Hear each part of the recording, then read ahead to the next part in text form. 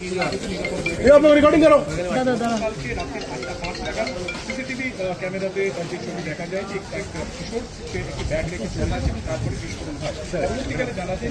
অভিযুক্ত কামারহাটির বাসিন্দা শামীম সে কিন্তু সেই ব্যাগটিকে তাকে রাখতে বলেছিল, বাড়ির চাবি তাকে দেন, ঘরে খোলা রয়েছে সেটা যেন সে রেখে চলে যায় এবং তারপরে ঘটেছে বিস্ফোরণ। তো এই ঘটনাতে ব্রোকার যার মাধ্যমে এই ব্যাগটি ধরা পেয়েছিলেন শামীম তাকে ইতিমধ্যে আটক করা হয়েছে। কিন্তু শামীম এগিয়ে যান আমরা দেখতে পাচ্ছি যে অটোতে সেই অটোতে কিন্তু যে বাড়িতে রাখা হয়েছিল বাড়িতে রাখা হয়েছিল সেটাকে রাখা হচ্ছে এই যে অটো সেটিকে কিন্তু থানাতে নিয়ে যাওয়া হবে রয়েছে সেটা একটা কারণ বোমা যেখানে মজুদ ছিল অর্থাৎ বিস্ফোরক যেখানে ছিল ইতিমধ্যে বালি ভর্তি গাড়ি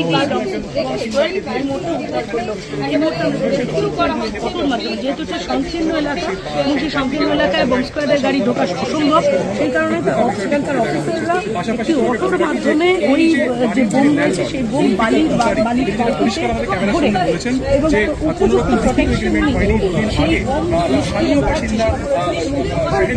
সে এক যুবককে পরিচিত হিসেবে সেই